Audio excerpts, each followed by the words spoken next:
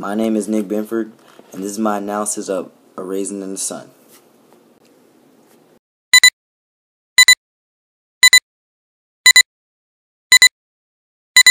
The setting takes place in the Younger's apartment on the south side of Chicago during the 1950s. This is significant because the apartment was very cramped. And see, it's kind of a big family, so, it's going to cause problems seeing how close that they live together. I done forgot my music. My bad. Theme of the story is the importance of family. See, at the beginning of the book, you can see how they treat each other. It's not really nice, They worry about money over, how another one is feeling or how they've been treated, Mama, she pretty much shows the most care for her family because she puts them all first, but I think the author is trying to tell us that you need to actually watch what you say and what you do because, other people can see how you act, and it's not really that good,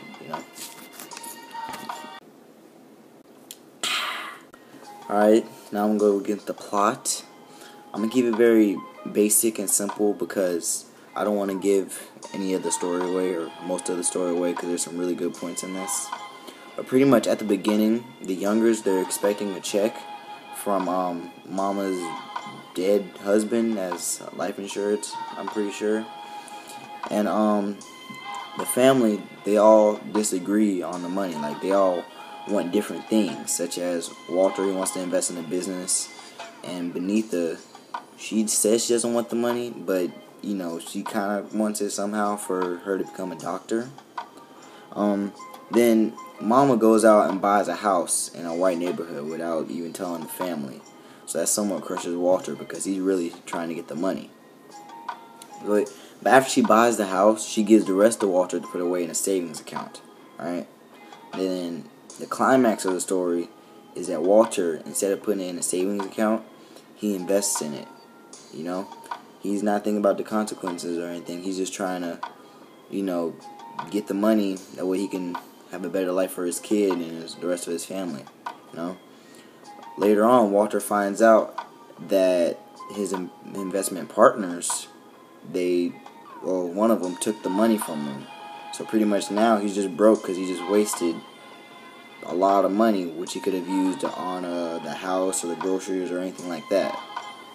So Walter later talks to the guy that's trying to disagree with them to move into the house of the white neighborhood. Now, Walter is mad at this point, so he's not really thinking ahead.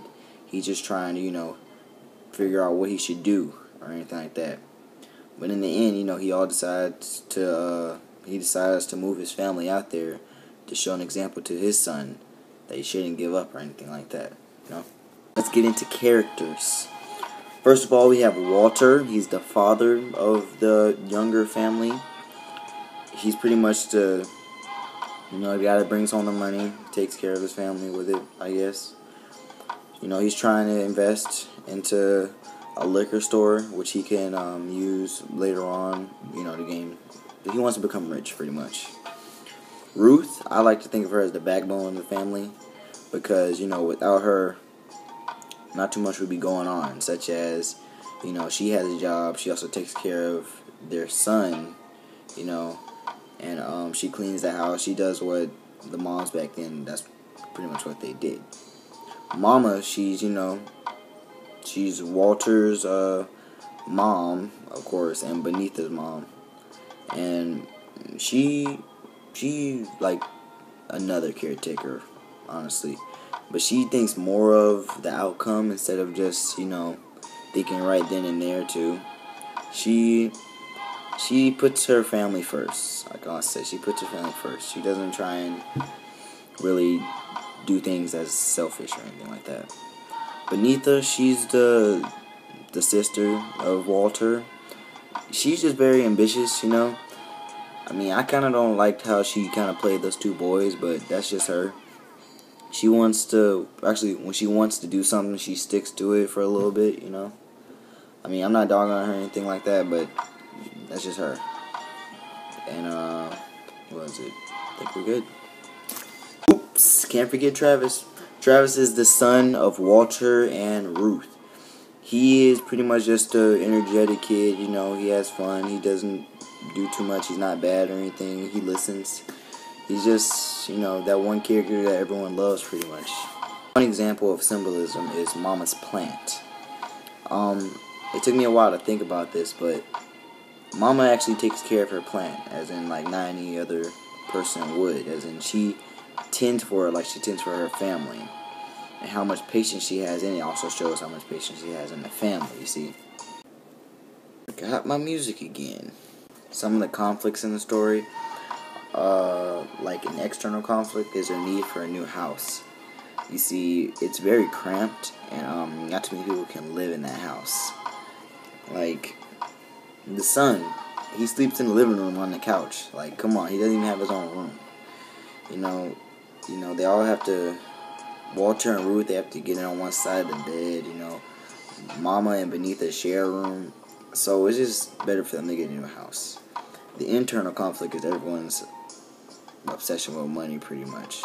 Ruth struggles to like how she's gonna take care of something, and Walter, you know, he's trying to get his business started, and Mama, she just wants to get rid of it somehow, you know, by actually taking care of her family. And then Benita, she's just doing her own thing, trying to buy guitar lessons and trying to go become a doctor and just plain stuff. The only figurative language that I can personally see in this book is the use of imagery. There's a lot, especially since this is a play, so they actually describe what's happening, what's everything around her. There's plenty more, but that was just the main thing that I've noticed, you know, because it explains what's the mood, how everything is doing, how to describe this and that, you know. It's just, it explains the story very well, and it has vivid details. That's pretty much all I have to say about the book, and you know, you should go out and read it if you haven't. If you already have, then I hope you enjoyed this little analysis of mine, you know. Bloopers! First of all, the video takes place in, dang it, blooper. Dang it. The theme of the story is the importance of family. Right from the beginning of the book. Character analysis, oh yeah. What's no, the character I'm about to drop a beat. It's the end. Bye.